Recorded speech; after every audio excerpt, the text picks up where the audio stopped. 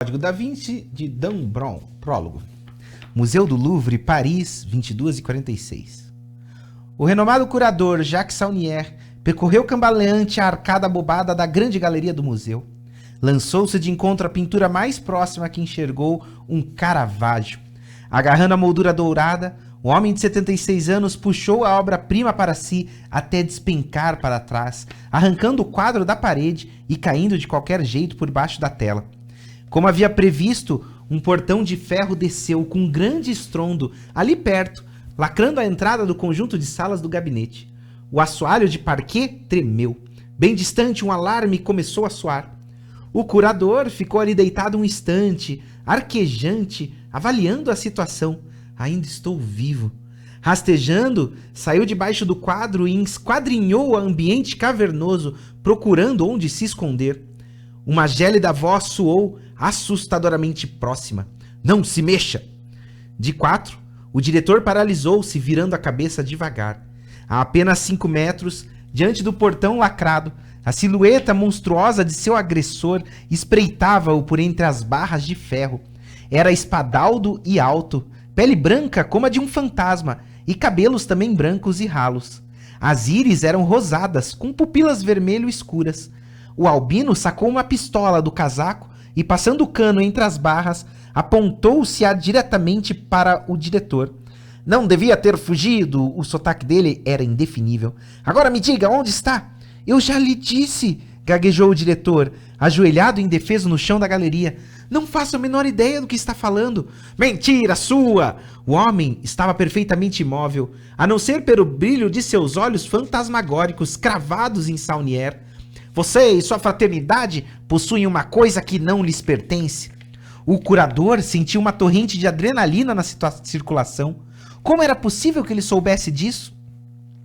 Esta noite, ela voltará para as mãos dos guardiães corretos. Diga-me onde está escondida, que pouparei sua vida. O homem ergueu a arma até a altura da cabeça do curador. É um segredo pelo qual o senhor morreria? Saunier não conseguia respirar. O homem inclinou a cabeça, fazendo mira. Saunier levantou as mãos. Espere, disse devagar. Vou lhe contar tudo o que precisa saber. O curador pronunciou as palavras seguintes com imenso cuidado.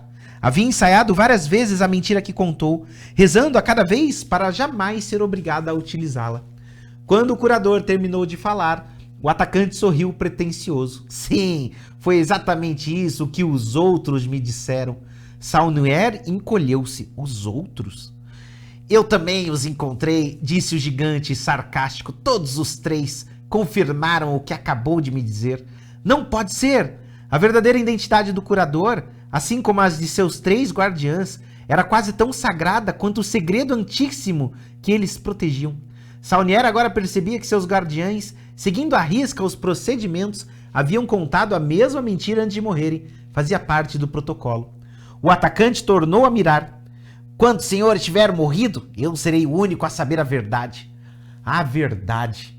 Em um instante, o curador percebeu o verdadeiro horror da situação. Se eu morrer, a verdade se perderá para sempre. Instintivamente, procurou se proteger desajeitado.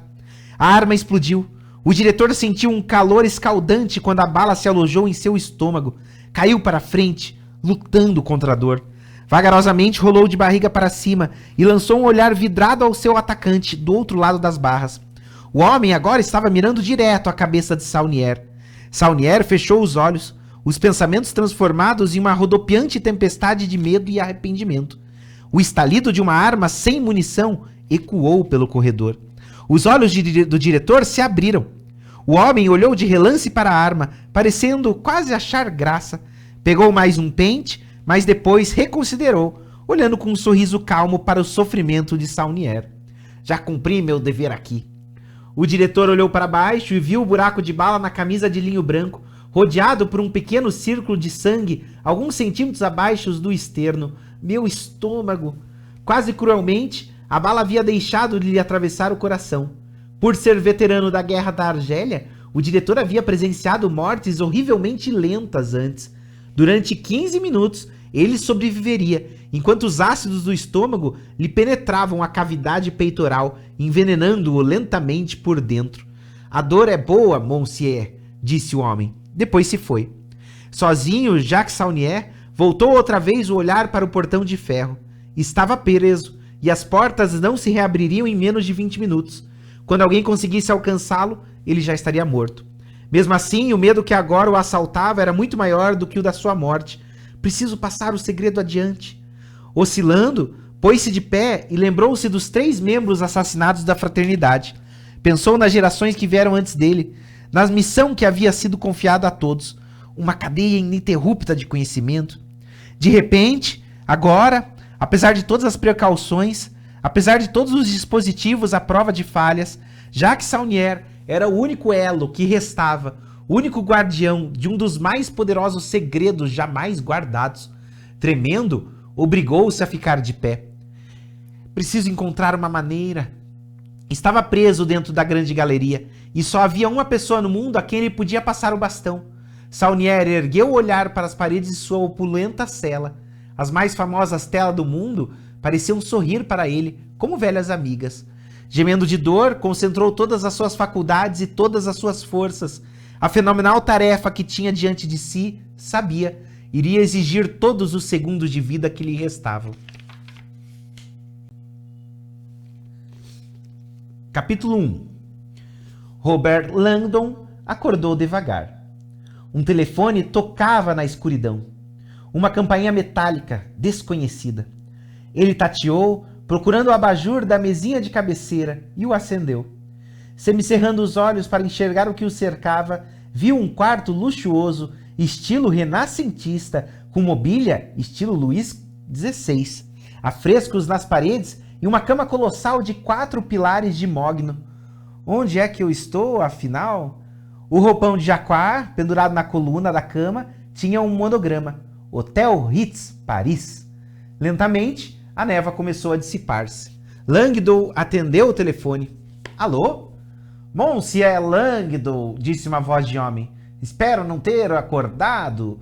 Meio zonzo, Langdon consultou o relógio ao lado da cama. Era 00:32. Ele havia dormido apenas 1 hora e sentia-se morto. Aqui é da recepção, senhor. Desculpa a intromissão, mas o senhor tem uma visita. Ele insiste que é urgente. Langdon ainda estava se sentindo tonto. Um visitante. Os olhos agora focalizavam um folheto amassado na mesinha de cabeceira. The American University of Paris orgulhosamente apresenta Uma Noite com Robert Langdon, professor de simbologia religiosa da Universidade de Harvard. Langdon gemeu.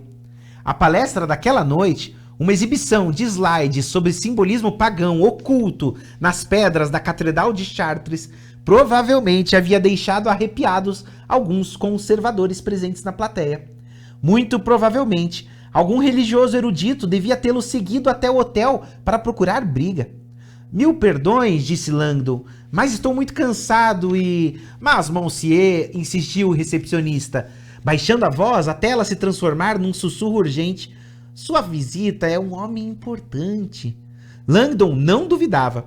Seus livros sobre pinturas e simbologia religiosa tinham-no tornado, sem querer, uma celebridade no mundo da arte. E no ano passado, a visibilidade dele havia aumentado 100% depois de seu envolvimento com um incidente amplamente divulgado no Vaticano. Desde então, a torrente de historiadores célebres e aficionados da arte que batiam à sua porta parecia não ter fim. Faça-me uma gentileza, disse Langdon, procurando ser o mais educado que podia. Será que pode anotar o nome e o telefone dessa pessoa e lhe dizer que vou tentar ligar para ela antes de sair de Paris na terça? Obrigado. Desligou antes que o recepcionista pudesse protestar. Sentado agora, Langdon franziu o senho para o seu manual de relações com os hóspedes, ao lado da cama, em cuja capa se lia: Durma como uma criança na Cidade Luz, relaxe no Ritz. Virou-se e olhou cansado para o espelho de corpo inteiro do outro lado do quarto. O homem que retribuiu o seu olhar era um estranho, descabelado e exausto. Você está precisando tirar umas férias, Robert. O ano passado havia sido uma barra pesada para ele, mas não lhe agradou ver a prova disso ali no espelho. Seus olhos azuis, geralmente aguçados, pareciam embaçados e fundos naquela noite. Uma barba escura por fazer lhe envolvia toda a mandíbula forte e o queixo com covinha. E em torno das têmporas, fios grisalhos de cabelo avançavam, penetrando na sua cabeleira negra espessa. Embora seus colegas insistissem que o grisalho só acentuava seu charme intelectual, Langdon não se deixava enganar. Se ao menos a Boston Magazine pudesse me ver agora. No mês anterior, para grande constrangimento de Langdon, o periódico Boston Magazine o havia incluído entre uma das 10 pessoas mais estimulantes da cidade. Honra dúbia que o tornou objeto de infindável gozação por parte de seus colegas de Harvard. Esta noite, a 5.000 quilômetros de casa, aquele elogio havia ressurgido, perseguindo-o na palestra que ministrara. Senhoras e senhores, anunciou a apresentadora para uma casa cheia no pavilhão Dauphine da American University de Paris. Nosso convidado desta noite dispensa apresentações. É autor de inúmeros livros, A Simbologia da Seita Secreta, A Arte dos Illuminatis, A Linguagem Perdida dos Ideogramas, e quando digo que ele escreveu a Bíblia da Iconologia Religiosa, estou querendo dizer literalmente isso. Muitos de vocês usam livros dele na sala de aula. Os estudantes da plateia concordaram entusiasticamente. Eu havia planejado apresentá-lo esta noite com a ajuda de seu impressionante currículo, porém, ela lançou um olhar brincalhão para Langdon, que se encontrava sentado no palco. Um dos espectadores presentes acabou de me dar uma apresentação bem mais, como diremos, estimulante. E aí, ela ergueu um exemplar da Boston Magazine. Langdon se encolheu. Onde ela teria conseguido aquilo? A apresentadora começou a ler trechos do artigo e Langdon sentiu-se afundar cada vez mais na cadeira. 30 segundos depois, todos já estavam sorrindo e a mulher não mostrava sinais de desistir. E a recusa do Sr. Langdon de falar em público sobre seu papel incomum no conclave do Vaticano no ano passado, certamente lhe atribui pontos no nosso estimulômetro. Aí a apresentadora pediu ajuda da plateia. Querem ouvir mais? E a plateia aplaudiu. Pelo amor de Deus, alguém calha a boca dessa mulher, desejou Langdon, enquanto ela mergulhava outra vez no artigo. Embora o professor Langdon talvez não seja considerado bonitão, como alguns de nossos premiados mais jovens, este acadêmico de 40 e poucos anos tem mais do que apenas o fascínio exercido pelo seu intelecto. Para realçar sua presença já cativante, é dono de uma voz anormalmente grossa de barítono, que suas alunas descrevem como chocolate para os ouvidos. Todo o salão irrompeu em gargalhadas. Langdon deu um sorriso forçado. Sabia o que vinha depois. Uma comparação idiota, tipo Harrison Ford num terno da Harris Tweed Shop. E porque naquela noite havia imaginado que seria finalmente seguro outra vez usar seu terno de tweed da Harris e blusa de gola rolê da Burberry, resolveu tomar uma atitude. Obrigado, Monique, disse Langdon, erguendo-se inesperadamente e tratando de expulsá-la discretamente da tribuna. A Boston Magazine claramente tem talento para ficção. Virou-se para a plateia com um suspiro envergonhado. E se eu descobrir quem de vocês trouxe essa revista, mando o consulado deportar a pessoa. Todos caíram na risada. Bem, como todos sabem, estou aqui hoje para falar sobre o poder dos símbolos. A campainha do hotel voltou a romper o silêncio. Incrédulo, ele atendeu com um resmungo. Alô? Como já esperava, era o recepcionista. Sr. Langdon, torno a lhe pedir 1000 desculpas. Estou ligando para lhe informar que seu visitante está a caminho do seu quarto. Achei melhor alertá-lo. Langdon agora estava bem acordado. Você deixou alguém subir até o meu quarto? Perdoe, monsieur, mas um homem desses... Não sei quem é que poderia detê-lo. Mas quem é exatamente esse cara?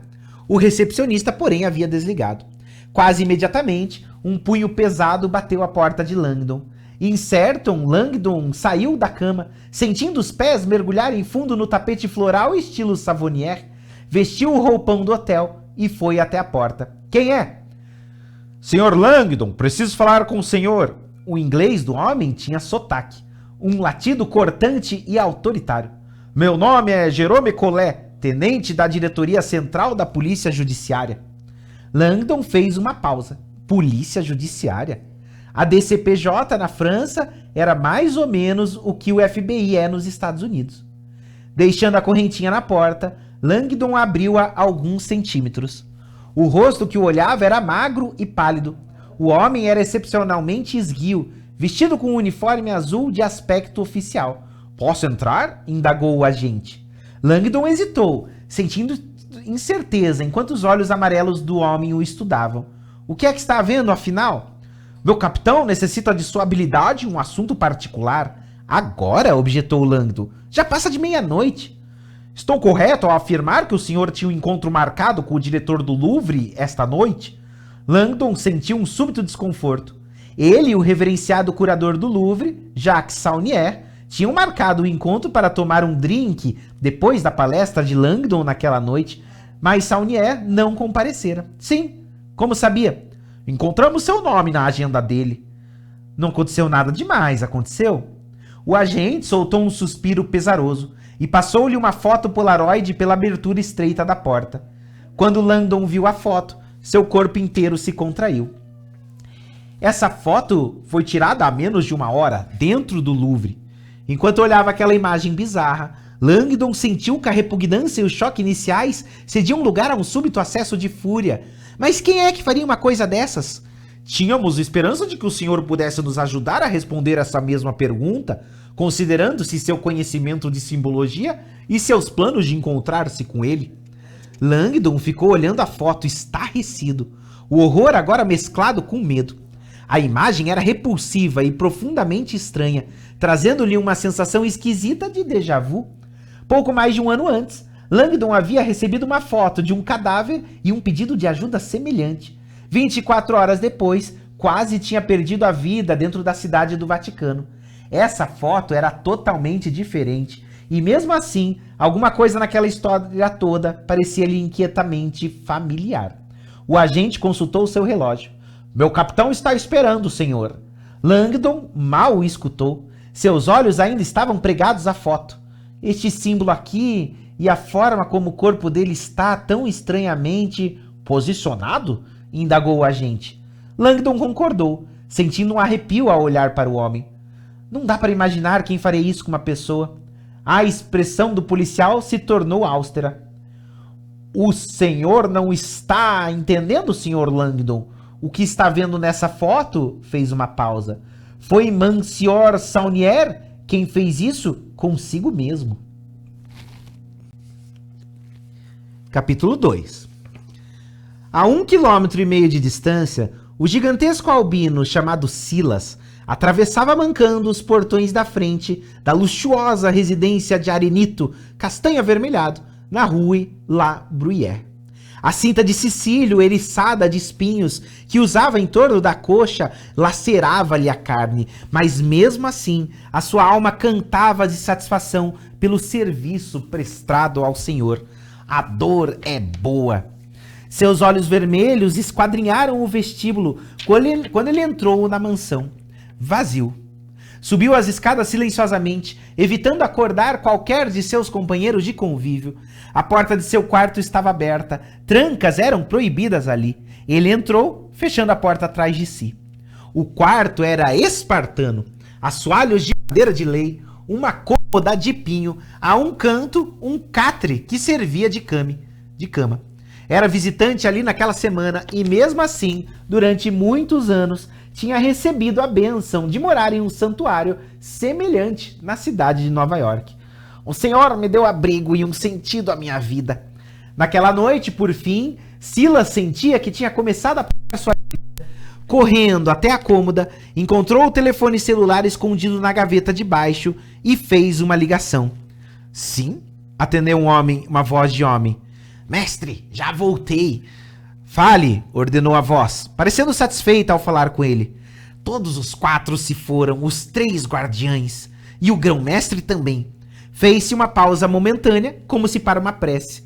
Então presumo que obteve as informações, não? Todos os 4 disseram a mesma coisa, independentemente. E acreditou neles? A concordância foi tamanha que não pode ser coincidência. Um suspiro trêmulo de emoção. Excelente. Temia que a reputação da fraternidade de manter seus segredos prevalecesse. A iminência da morte é uma forte motivação. Então, meu discípulo, diga-me, o que preciso saber? Silas sabia que as informações que tinha arrancado das vítimas eram chocantes. Mestre, todos os 4 confirmaram a existência da chefe de Voltaire, a lendária pedra-chave. Ouviu uma inspiração rápida do outro lado da linha, sobre o bocal do telefone, sentindo-se a empolgação do mestre. A pedra-chave, exatamente como desconfiávamos.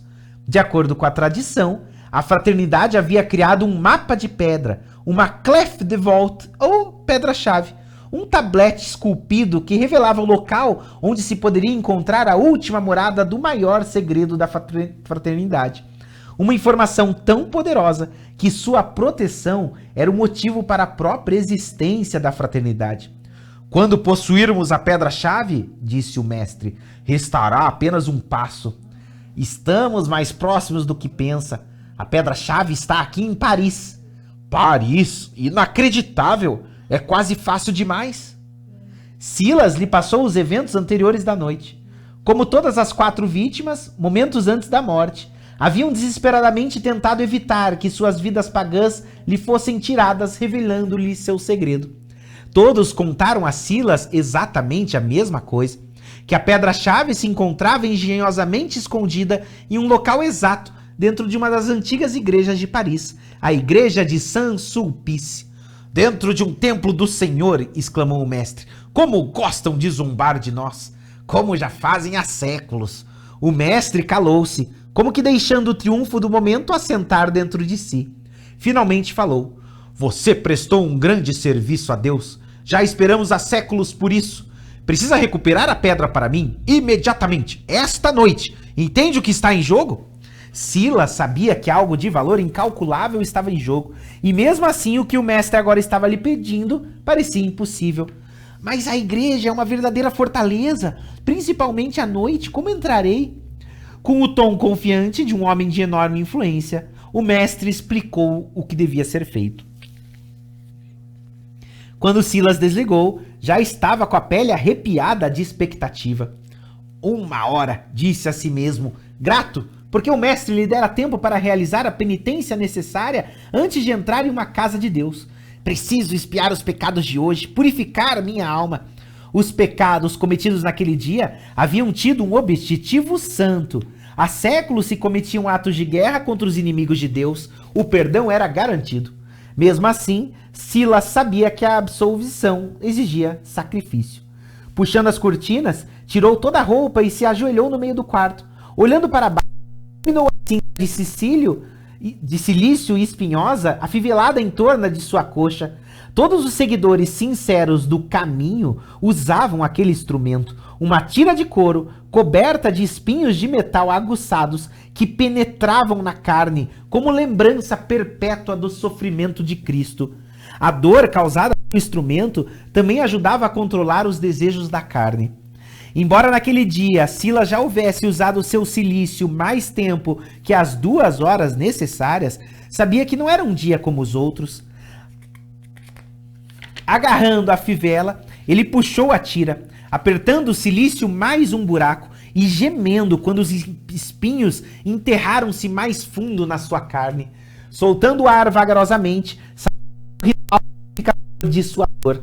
A dor é boa, murmurou Silas, repetindo o mantra sagrado do padre José Maria Escrivá, o mestre de todos os mestres.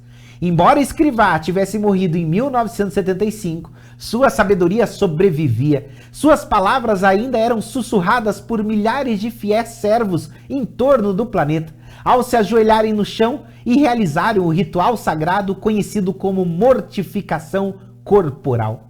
Silas voltou depois a atenção para uma corda pesada cheia de nós que se encontrava cuidadosamente enrolada no chão diante de si. A disciplina. Sobre os nós, uma camada de sangue cedo. Ávido pelos efeitos purificadores da angústia, Silas tinha murmurado uma prece. A corda fechou os olhos e golpeou-se com força no ombro, sentindo os nós baterem violentamente nas suas costas. Tornou a açoitar, dilacerando a própria carne. Açoitou-se de novo, depois mais uma vez. Corpus mel. Finalmente sentiu o sangue começar a escorrer. Capítulo 3. O ar fresco e revigorante de abril penetrava pela janela aberta do Citroën ZX, enquanto ele deslizava rumo ao sul, passando pela Ópera e cruzando a Place Vendôme. No assento do passageiro, Robert Langdon sentia a cidade passar rapidamente enquanto tentava ordenar os pensamentos. A ducha rápida e a barba feita às pressas o deixaram razoavelmente apresentável, mas pouco haviam feito no sentido de aliviar sua ansiedade. A imagem apavorante do cadáver do curador não lhe saía da cabeça. Jacques Saunier morreu. Langdon não podia deixar de sentir um pesar imenso pela morte do curador. Apesar de Saunier ter fama de ser muito recluso, o reconhecimento do público por sua dedicação às artes tornava-o um homem fácil de se reverenciar. Seus livros sobre os códigos secretos ocultos nas pinturas de Poussin e Teniers estavam entre os textos didáticos prediletos de Langdon. Ele aguardava com muita expectativa o encontro da noite anterior e ficou muito decepcionado quando o curador não compareceu. Mais uma vez, a imagem do corpo do diretor passou-lhe pela mente fugaz. Jacques Saunier fez isso consigo mesmo? Langdon virou-se e olhou pela janela, tentando afastar a imagem da cabeça. Lá fora, a cidade só estava parando agora. Os camelôs empurrando carrinhos de amêndoas açucaradas, garçons carregando sacos de lixo para o meio-fio, um casal de namorados noturnos se abraçando para se aquecer e uma brisa perfumada pelas flores de jasmim. O Citroën atravessava aquele caos com uma autoridade, sua sirene de dois tons dissonantes dividindo o trânsito como uma faca.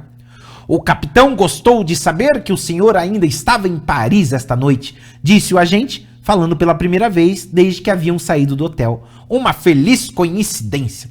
Langdon estava se sentindo qualquer coisa menos feliz, e coincidência era um conceito em que ele não confiava. Por ter passado a vida explorando a interconexão oculta entre emblemas e ideologias aparentemente díspares, Langdon via o mundo como uma teia de histórias e eventos profundamente entrelaçados. As conexões podem ser invisíveis, costumava ensinar ele em suas aulas de simbologia em Harvard, mas estão sempre presentes, enterradas logo abaixo da superfície. Presumo que a American University de Paris lhe tenha dito que eu estava naquele hotel, não foi? Disse Langdon. O motorista sacudiu a cabeça. Foi a Interpol. Interpol? Repetiu Langdon em sua mente. Mas é claro. Ele havia esquecido que a solicitação aparentemente inócua de todos os hotéis da Europa para que o hóspede mostrasse o passaporte ao entrar era mais do que mera formalidade. Era lei. Todas as noites, em toda a Europa, os agentes da Interpol eram capazes de localizar exatamente quem estava hospedado onde. É provável que tivessem encontrado Langdon no Ritz em menos de 5 segundos. Enquanto o Citroën acelerava rumo ao sul através da cidade, surgiu o perfil iluminado da Torre Eiffel, apontando para o céu à distância, à direita. Ao vê-la, Langdon lembrou-se de Vitória e da promessa brincalhona feita um ano antes de a cada 6 meses eles se encontrarem em um ponto romântico diferente do globo. A Torre Eiffel, segundo Langdon desconfiava, devia estar na lista dela. E, infelizmente, ele tinha beijado Vitória pela última vez em um aeroporto barulhento em Roma, havia mais de um ano. Você já esteve em cima dela? Indagou o policial, encarando-o. Langdon ergueu os olhos, certo de ter interpretado mal o que ouvira. Como disse? Ela é linda, não? O policial indicou o para-brisas na direção da Torre Eiffel. Já esteve lá em cima? Langdon revirou os olhos. Não, nunca subi na torre. É o símbolo da França. Para mim é perfeita. Langdon concordou indiferente.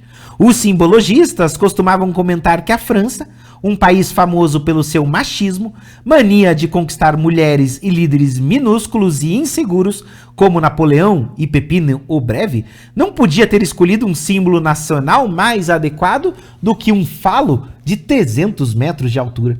Quando os dois chegaram ao cruzamento da Rue de Rivoli, o sinal estava vermelho, mas o Citroën não parou. O policial atravessou o cruzamento com o pé embaixo e entrou rapidamente em uma parte sombreada pelas árvores da Rue Castiglione, que servia como entrada norte do famoso Jardim das Tuileries, a versão parisiense do Central Park.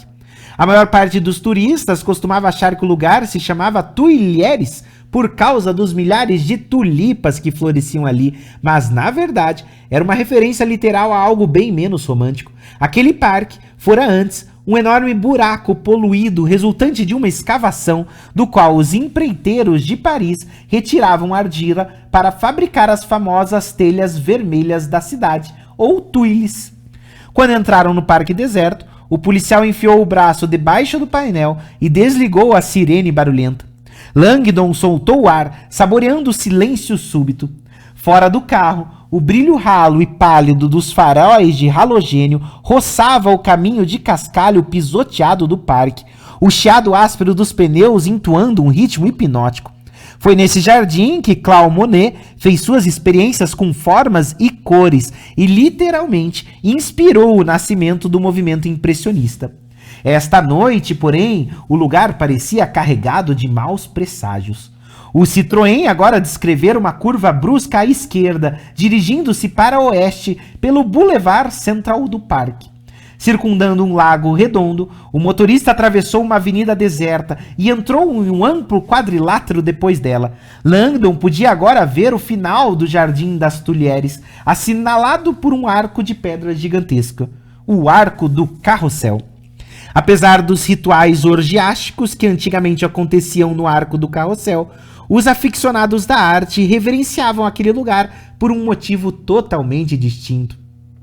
Da esplanada, no final do Jardim das Tuilhieres, podiam-se ver 4 dos melhores museus de arte do mundo, um em cada ponto cardeal. Da janela da direita, para o sul, do outro lado do Sena e do Cais Voltaire, Langdon enxergou a fachada dramaticamente iluminada da velha estação ferroviária, agora o estimado Museu d'Orsay. Olhando de relance para sua esquerda, podia divisar o alto do ultramoderno Centro Pompidou, que abrigava um museu de arte moderna. Atrás dele, a oeste, Langdon sabia que o antigo obelisco de Ramsés se erguia acima das árvores, assinalando o Museu do Jeu de Paume. Mas era bem ali à sua frente, a leste, do outro lado do arco, que Langdon agora via o monolítico palácio renascentista que havia se tornado o mais famoso museu de arte do mundo, o Museu do Louvre. Langdon sentiu uma pontada familiar de deslumbramento quando seus olhos fizeram uma fútil tentativa de absorver totalmente o imenso edifício de uma só vez. Em frente a uma esplanada inacreditavelmente ampla, a fachada imponente do Louvre erguia-se como uma cidadela contra o céu parisiense. Com o formato de uma imensa ferradura, o Louvre era o edifício mais comprido da Europa, estendendo-se além do comprimento de 3 torres Eiffel, colocadas uma em cima da outra. Nem mesmo a esplanada de milhares de metros quadrados entre as alas do museu chegava perto da imponência das dimensões da fachada. Langdon, certa vez, percorrera todo o perímetro do Louvre, uma caminhada inacreditável de quase 5 quilômetros. Apesar de se calcular que um visitante levaria 5 semanas para apreciar adequadamente as 65.300 obras de arte desse edifício, a maioria dos turistas escolhia um passeio a qual Langdon se referia como Louvre Light, uma passagem rápida pelo museu para ver os 3 mais famosos objetos, a Mona Lisa, a Vênus de Milo e a Vitória Alada. Art Buchwald tinha uma vez se gabado de ter visto as 3 obras-primas em 5 minutos e 56 segundos. O motorista pegou um walkie-talkie e falou num francês extremamente rápido. Monsieur Langdon chegou, 2 minutos. Uma confirmação indecifrável se fez ouvir do outro lado da linha, em meio à estática. O policial guardou o aparelho, voltando-se para Langdon. Vai se encontrar com o capitão na entrada principal. O motorista ignorou as placas que proibiam circulação de automóveis na esplanada, acelerou o motor e subiu o meio-fio com o Citroën. Dali dava para se ver a entrada principal do museu, erguendo-se ouçada à distância, circundada por 7 piscinas triangulares, das quais jorravam 7 chafarizes iluminados. A pirâmide. A nova entrada do Louvre havia se tornado quase tão famosa quanto o museu em si. A contravertida pirâmide de vidro neomoderna, projetada pelo arquiteto americano nascido na China, Yimei Pei, ainda evocava a zombaria dos tradicionalistas, segundo os quais ela agredia a dignidade do pátio renascentista. Goethe havia descrito a arquitetura como música solidificada, e os críticos de Pei descreveram aquela pirâmide como um atrito produzido pelas unhas contra um quadro negro. Os admiradores progressistas, no entanto, saudaram a pirâmide transparente de Pei, com 22 metros de altura, como sinergia deslumbrante entre estrutura antiga e método moderno, um vínculo simbólico entre o antigo e o novo, conduzindo o Louvre para o novo milênio. "Gosta da nossa pirâmide?" perguntou o policial. Langdon franziu o senho. Os franceses, ao que parecia, adoravam perguntar isso aos americanos. Era uma pergunta capciosa, é claro. Admitir que gostava da pirâmide faria da pessoa um americano sem gosto estético, e demonstrar repulsa por ela seria um insulto para o francês. Mitterrand era ousado, respondeu Langdon evasivo. Dizia-se que o falecido presidente francês, que havia mandado construir a pirâmide, sofria de um complexo de faraó. O único responsável por encher Paris de obeliscos, arte e artefatos egípcios, François Mitterrand, tinha uma afinidade tão obsessiva pela cultura egípcia que os franceses ainda hoje se referiam a ele como a Esfinge. "Qual o nome do capitão?" indagou Langdon, mudando de assunto. "Bezu Faché", informou o motorista, aproximando-se da portaria da pirâmide. "Nós o chamamos de Le Tauret." Langdon olhou de relance, imaginando se todo francês teria um misterioso apelido zoológico. "Vocês o chamam de o touro?" O homem ergueu as sobrancelhas. "Seu francês é melhor do que admite, Sr. Langdon." "Meu francês é uma droga", pensou Langdon, "mas minha iconografia zodiacal é boa demais. Taurus era sempre touro. A astrologia possuía uma simbologia constante em todo o mundo." O policial parou o carro e indicou uma porta enorme entre dois chafarizes na lateral da pirâmide. "Ali é que fica a porta. Boa sorte, monsieur." "Você não vem?" "Tenho ordens de deixá-lo aqui. Preciso tratar de outras coisas." Langdon suspirou profundamente e saiu da viatura. "Vocês aqui comandam o espetáculo mesmo?" O policial acelerou o motor e partiu ventando. Enquanto estava ali de pé, sozinho, vendo os faróis traseiros do carro de polícia se afastarem, percebeu que podia facilmente mudar de ideia, sair do pátio, pegar um táxi e voltar para sua cama. Porém, teve o pressentimento de que aquela não seria uma boa ideia. Ao se dirigir para a névoa formada pelos chafarizes, Langdon teve a sensação incômoda de que estava atravessando um limiar imaginário e entrando em um outro mundo. O clima onírico daquela noite estava voltando a se impor ao seu redor. 20 minutos antes, ele estava dormindo no seu quarto de hotel. Agora, se encontrava diante de uma pirâmide transparente, construída pela Esfinge, esperando um policial que chamavam de touro. "Devo ter ido parar em alguma pintura de Salvador Dalí", pensou. Langdon avançou para a portaria, uma enorme porta giratória.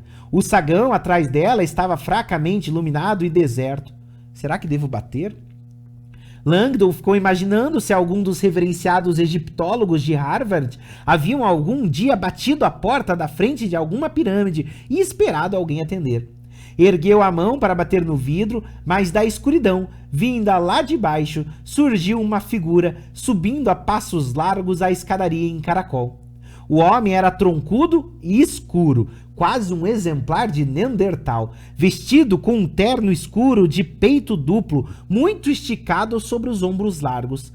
Ele avançou com uma autoridade inconfundível, sobre pernas curtas, grossas e potentes. Estava falando ao celular, mas desligou ao chegar. Fez sinal a Langdon para que entrasse. "Meu nome é Bezu Faché", apresentou-se quando Langdon passou pela porta giratória. "Capitão da diretoria central da polícia judiciária." Seu tom combinava com ele, um ribombar gutural, parecendo o prenúncio de tempestade. Langdon estendeu a mão para apertar a do policial. Robert Langdon. A enorme palma da mão de Faché envolveu a de Langdon com uma força esmagadora. "Vi a foto", disse Langdon. "Seu subordinado disse que o próprio Jacques Saunier fez aquilo consigo mesmo." "Senhor Langdon!" Os olhos cor de ébano de Faché fitaram os dele insistentemente. O que viu na foto foi só o início do que Saunier fez.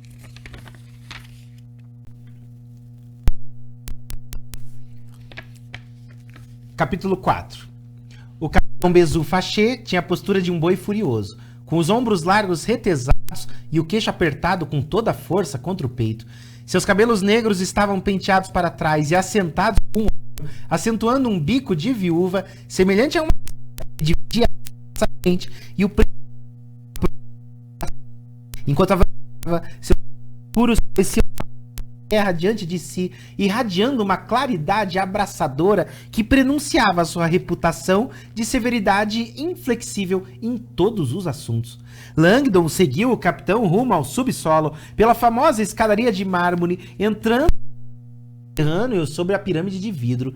Enquanto desciam, passaram entre duas sentinelas da polícia judiciária armadas com metralhadoras. A mensagem era clara: ninguém entra nem sai esta noite sem a bênção do capitão Fachê. Descendo abaixo do solo, Langdon lutava contra uma agitação interior cada vez maior. A presença de Fachê era tudo menos acolhedora, e o Louvre em si tinha uma atmosfera quase sepulcral àquela hora. A escadaria, como o corredor de um cinema escuro, era iluminada apenas por luzes muito discretas embutidas em cada degrau. Langdon ouvia seus passos ecoarem no vidro acima de si. Quando olhou para o alto, viu as nesgas da névoa francamente iluminadas dos chafarizes desaparecerem do outro lado do teto transparente. — O senhor aprova? — indagou Fachê, indicando o teto com o queixo largo. Langdon suspirou cansado demais para aquele tipo de papo furado. — Sim, sua pirâmide é magnífica. Fachê resmungou. — Uma cicatriz na face de Paris. Ponto. Langdon sentiu que o anfitrião era um homem difícil de se agradar. Imaginou se Fachê teria alguma ideia de que essa pirâmide, a pedido explícito de Mitterrand, havia sido construído com exatamente 666 vidraças. Um pedido esquisito entre aficionados da conspiração que ser este 666 o número de Satã. Então decidiu que é melhor não tocar na saguão subterrâneo, o imenso espaço vagarosamente emergia das sombras. 17 metros abaixo do nível do solo, o novo sagão de 6.500 metros quadrados do Louvre se estendia como uma gruta interminável. Uma com a pedra cor-de-mel da fachada do palácio, costumava teto de turistas e tenebroso, dando a todo era frio do museu insulando francês quando estiver questionando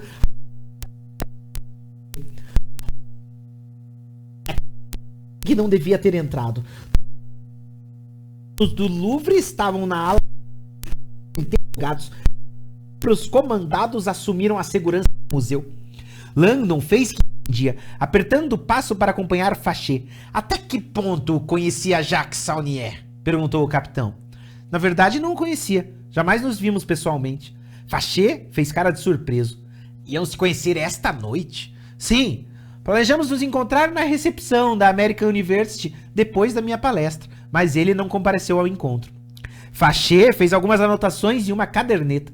Enquanto caminhavam, Langdon teve um vislumbre da pirâmide menos conhecida do Louvre, a pirâmide invertida, uma imensa clarabóia que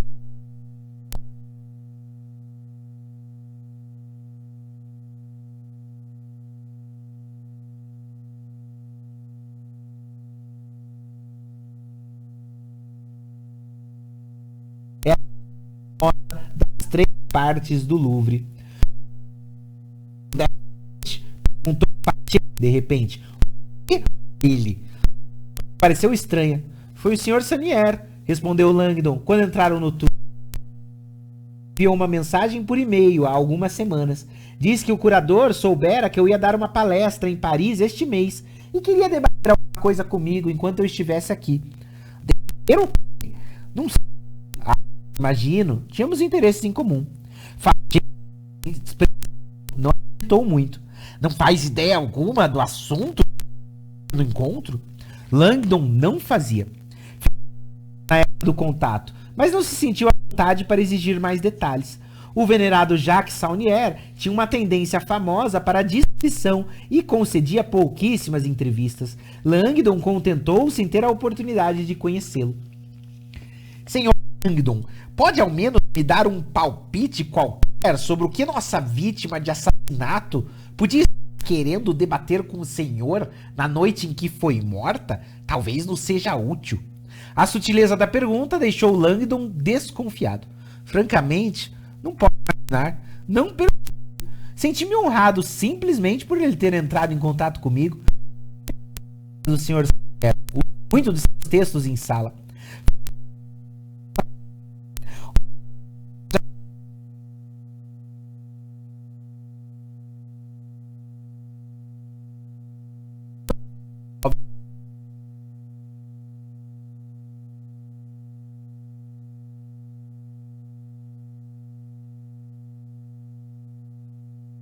Da área de especialização predileta do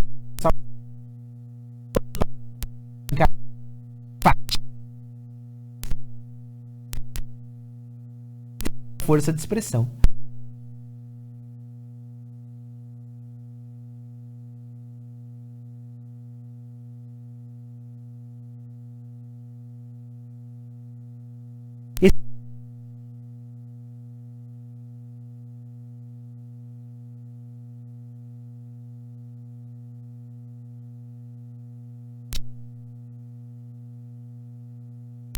Então, Saunier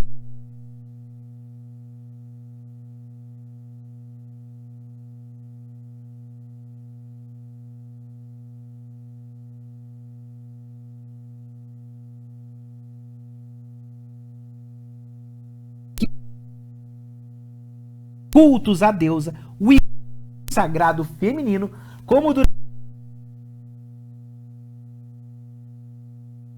maior acervo de arte do santuário grego mais antigo das sacerdotisas em Delfos, em forma de cadeu, centenas de chat que lembravam os anjos.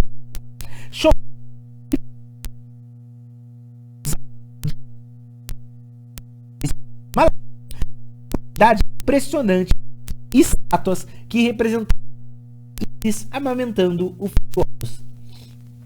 Quem sabe Jacques Saunier não soube do livro, sugeriu Fat, e encontrou ajuda. Lang ninguém e não o meu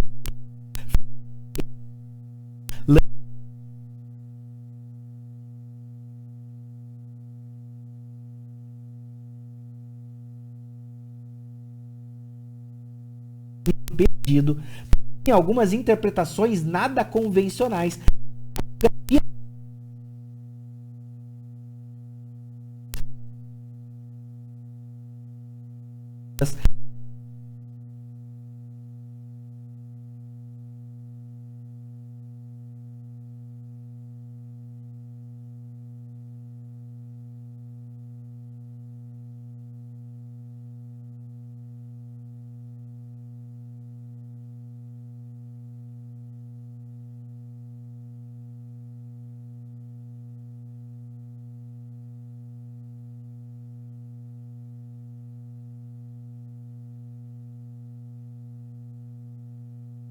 A escada rolante ao ar livre.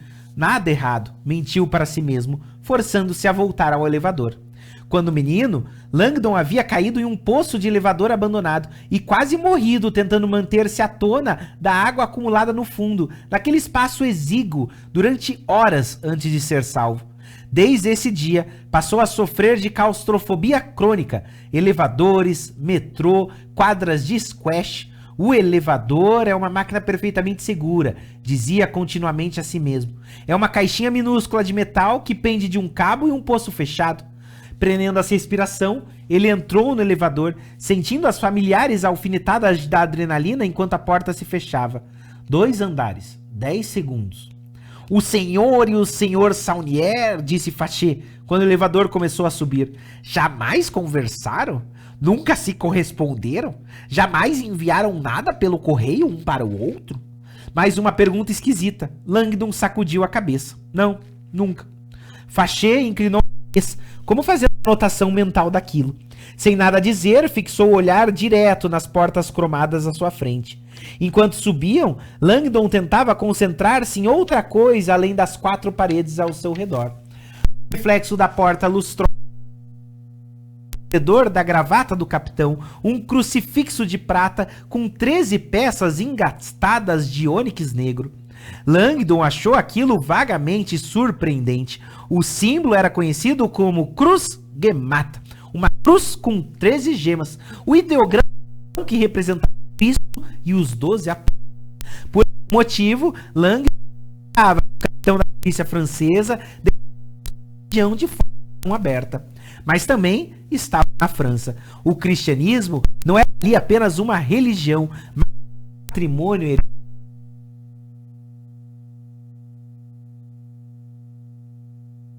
Langdon olhou para cima rapidamente e Fachê fitando seu reflexo nas portas cromadas. O elevador parou com um tranco e as portas se abriram. Langdon tratou de sair, ansioso para entrar no espaço amplo que lhe permitiam os famosos pés direitos altos das galerias do Louvre. O mundo no qual ele pisou, porém, não estava nem perto do que ele esperava. Surpreso, Langdon parou subitamente. Fachê olhou para ele. Nunca viu o Louvre depois do horário de visita, Sr. Langdon? Certamente não, pensou Langdon, tentando se orientar. Em geral, muito bem iluminadas, as galerias do Louvre achavam-se surpreendentemente escuras naquela noite. Em vez da luz branca costumeira vinda do teto, um brilho avermelhado e tênue parecia emanar de baixo para cima, vindo dos rodapés, manchas intermitentes de luzes vermelhas que se projetavam sobre os pisos de lajota. Enquanto Langdon espiava o corredor sombrio, percebeu que devia ter previsto essa cena. Quase todas as galerias principais utilizavam luzes de serviço vermelhas à noite, estrategicamente colocadas num nível baixo, embutidas na parede, o que possibilitava à equipe de limpeza passar pelos corredores e, ao mesmo tempo, mantinha as pinturas em relativa escuridão para reduzir os efeitos prejudiciais da exposição excessiva à luz. Essa noite, o museu parecia quase opressivo. Longas sombras invadiam todos os cantos e os tetos, em geral altos e abobados, pareciam um vazio baixo e negro. Por aqui, disse Fachê, dobrando de repente à direita e passando por uma série de galerias interligadas. Langdon seguiu, a visão se acostumando vagarosamente às trevas. Tudo em volta, pinturas a óleo enormes, realizar-se como fotos, se revelando diante dele em um enorme quarto escuro. Os olhos das figuras pintadas seguiam-no à medida que ele atravessava as salas. Ele era capaz de sentir o gosto acre e familiar de ar de museu, uma essência árida e desionizada que trazia um produto de desumidificadores industriais com filtros de carvão que funcionavam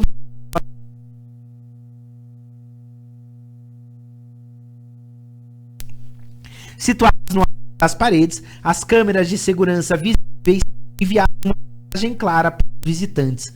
Estamos de olho em vocês, não toquem em nada. Algumas delas é de verdade? Indagou Langdon, indicando as câmeras. Langdon não se surpreendeu. A vigilância com câmeras em um museu daquele porte era proibida em termos de custo e ineficaz. Com quilômetros e quilômetros de galerias para vigiar, o Louvre exigiria várias centenas de técnicos simplesmente para monitorar os filmes. A maioria dos museus hoje em dia usa segurança por retenção. Nada mais de manter os ladrões longe. O negócio é não os deixar sair. A retenção era ativada depois do expediente, e caso um intruso removesse uma obra de arte, saídas compartimentadas se lacrariam em torno da galeria, de modo a prender o ladrão antes de a polícia chegar. O som de vozes ecoou pelo corredor de mármore à frente. O barulho parecia vir de um cômodo amplo e recuado mais adiante à direita. Uma luz brilhante se projetava dele para o corredor. O gabinete do curador, informou o capitão. Quando ele e Fachê se aproximaram do gabinete, Langdon espiou por um corredorzinho curto o interior do escritório luxuoso de Saunier. Madeira em tom dourado, pinturas de velhos mestres renascentistas e uma imensa escrivaninha antiga sobre a qual se via um modelo de 60 centímetros de altura de um cavaleiro de armadura completa. Alguns policiais perambulavam pela sala, falando ao telefone e tomando notas. Um deles estava sentado à mesa de Saunier, digitando alguma coisa em um laptop. Aparentemente, o gabinete do diretor havia se transformado em centro de operações improvisados da DCPJ durante aquela noite. Monsieur, disse Fachê, e os homens se viraram. Não nos interrompam por motivo algum, entendido? Ordenou. Todos dentro do gabinete confirmaram que haviam entendido. Langdon já tinha visto avisos de ne pas déranger nas portas de hotel o suficiente para entender a ordem do capitão. Fachê e Langdon não deviam ser interrompidos em nenhuma circunstância. Deixando o grupo de policiais para trás, Fachê levou Langdon mais além, no corredor mal iluminado. 30 metros adiante, apareceu o portão da parte mais popular do Louvre, a Grande Galeria, um corredor aparentemente interminável que abrigava as obras de arte italianas mais valiosas do museu. Langdon já havia entendido que era ali que o corpo de Saunier devia estar. O famoso assoalho do parque da Grande Galeria aparecia inconfundível na foto Polaroid. Assim que se aproximaram, Langdon viu que a entrada se encontrava bloqueada por uma imensa grade de aço que parecia com as que eram usadas em castelos medievais para evitar a entrada de exércitos de saqueadores. Segurança por retenção, disse Fachê quando se aproximaram da grade. Até mesmo no escuro, a barreira parecia capaz de deter um tanque. Ao chegar perto dela, Langdon espiou através das barras as fracamente iluminadas câmeras da Grande Galeria. Primeiro o senhor Langdon, disse Fachê. Langdon virou-se. Primeiro eu? Aonde? Fachê indicou o rodapé da grade. Langdon olhou para baixo. Na escuridão, não notou nada. A barreira estava elevada a cerca de 60 centímetros, o que deixava uma folga apertada embaixo dela. Esta área ainda é proibida para a segurança do Louvre, disse Fachê. Minha equipe da Polícia Técnica e Científica acabou de terminar a investigação, indicou a abertura. Por favor, abaixe-se e passe por aí. Langdon ficou olhando o espaço aos seus pés, que mal dava para alguém passar rastejando, e depois para a pesada grade de metal. Ele só pode estar brincando, não? A barreira parecia uma guilhotina, só esperando para esmagar os intrusos. Fachê resmungou alguma coisa em francês e consultou o relógio. Depois se deitou de barriga para baixo e arrastou o corpo robusto, passando sobre a grade. Do outro lado ficou de pé e olhou para Langdon através das barras. Langdon soltou um profundo suspiro. Apoiando as palmas abertas sobre o piso de parquet, deitou-se de barriga para baixo e se arrastou para dentro. Enquanto deslizava sob a grade, a parte de trás da gola do terno Haris prendeu-se na parte inferior da grade, fazendo a sua nuca bater contra o ferro. Vá com calma, Robert, pensou, desvencilhando-se e finalmente conseguindo passar. Quando ficou de pé, Langdon estava começando a desconfiar de que aquela ia ser uma noite bem longa. Capítulo 5. Murray Hill Place, a nova sede nacional e centro de conferências do Opus Dei, fica no número 243 da Lexington Avenue, em Nova York. Tendo custado a bagatela de 47 milhões de dólares, a torre de 12.300 metros quadrados é revestida de tijolos vermelhos e calcário de Indiana. Projetada por May e Pinska, contém mais de 100 quartos de dormir, 6 salas de jantar, bibliotecas, salas de estar, salas de reuniões e escritórios.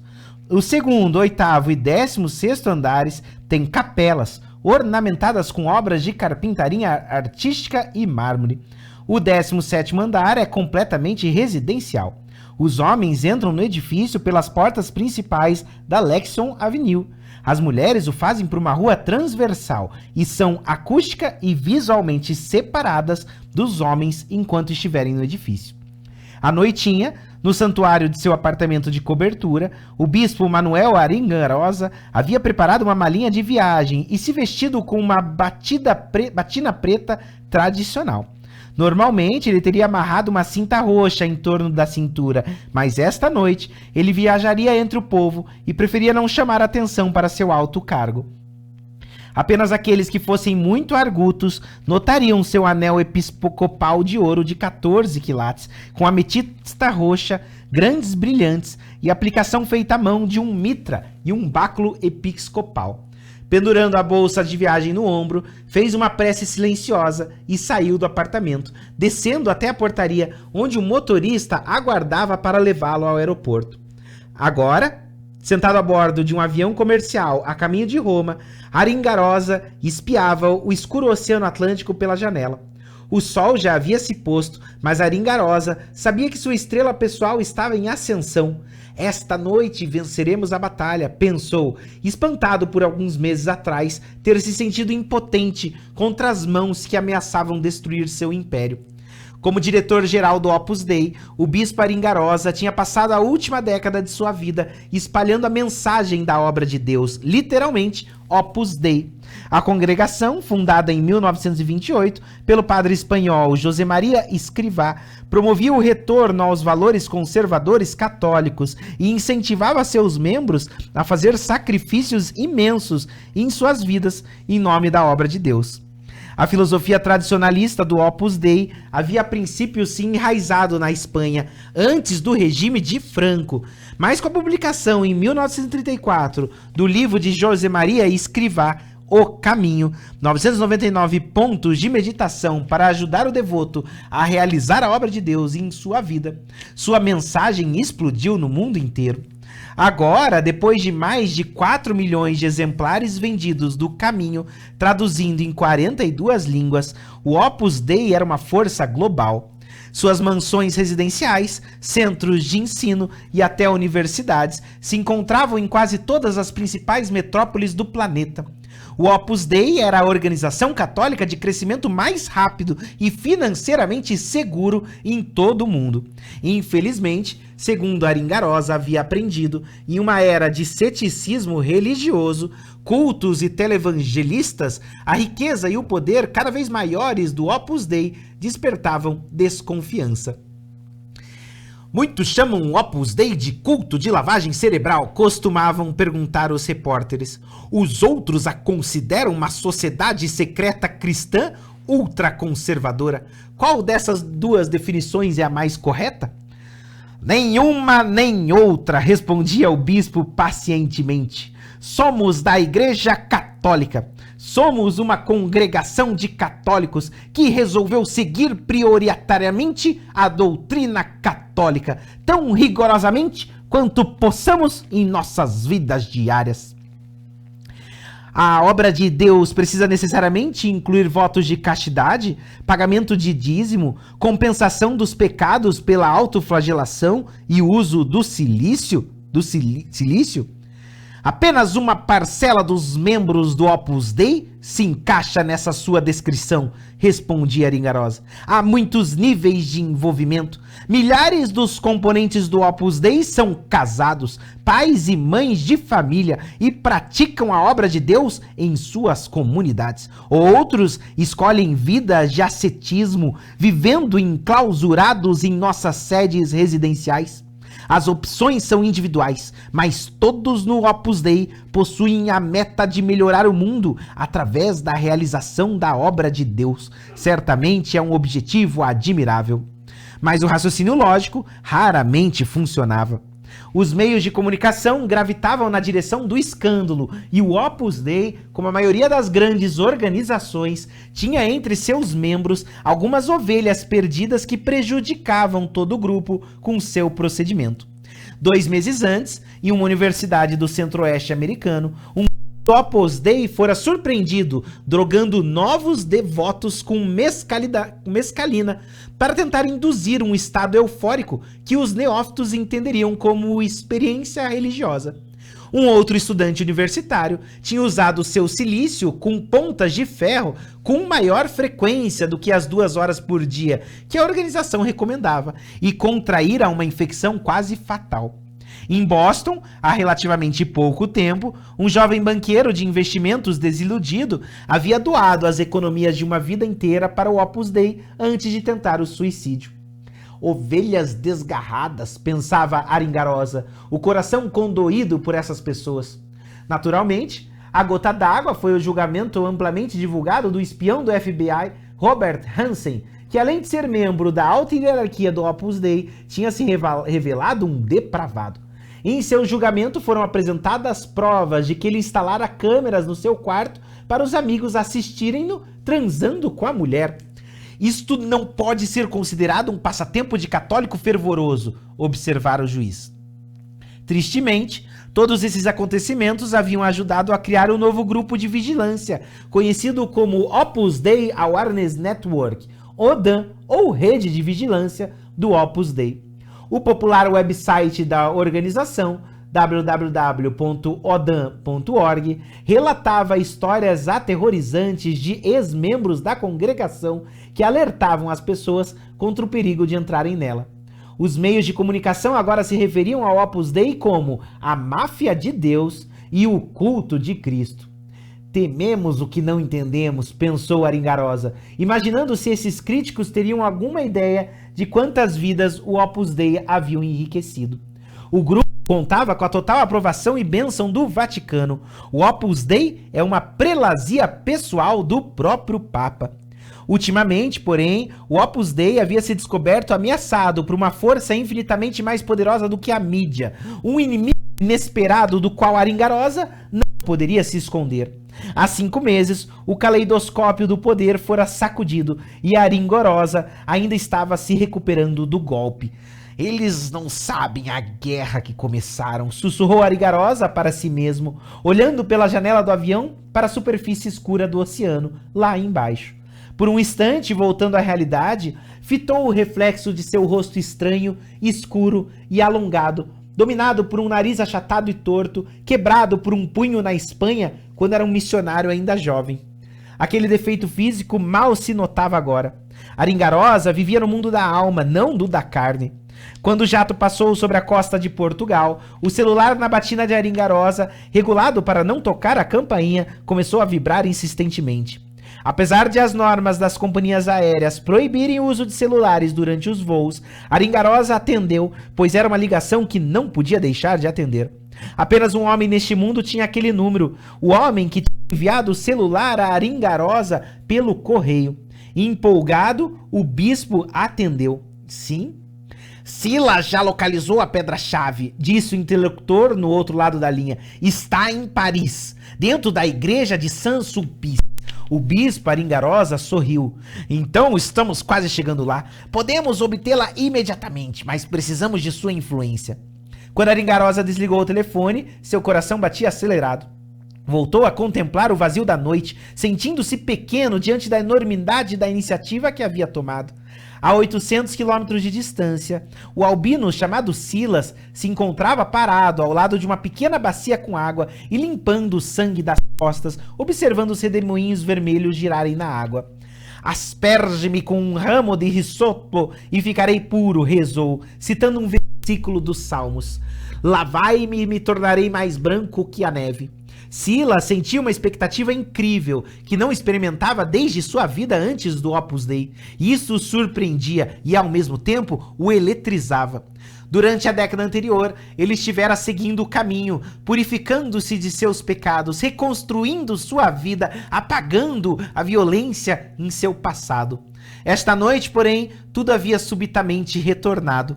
O ódio que tanto procurara abafar havia sido invocado. Agora estava assustado por ver como o passado voltara depressa. Com ele, naturalmente, voltaram suas habilidades enferrujadas, mas ainda úteis. A mensagem de Jesus é de paz, de não violência, de amor. Essa era a mensagem que Silas havia recebido desde o início e a mensagem que guardara no seu coração. E, no entanto, essa era também a mensagem que os inimigos de Cristo agora ameaçavam destruir. Aqueles que ameaçarem Deus com a força pagarão com a força, inalterável e inflexível. Durante 2 milênios, soldados cristãos haviam defendido sua fé contra os que tentavam erradicá-la. Naquela noite, Silas fora convocado para a batalha. Secando as feridas, vestiu a túnica que ia até os tornozelos. Era simples, com um capuz feita de lã escura, acentuando a brancura da sua pele e cabelos. Atando o cordão em torno da cintura, ergueu o capuz acima da cabeça e permitiu que os olhos vermelhos admirassem seu reflexo no espelho. Chegou a hora de agir. Pronto.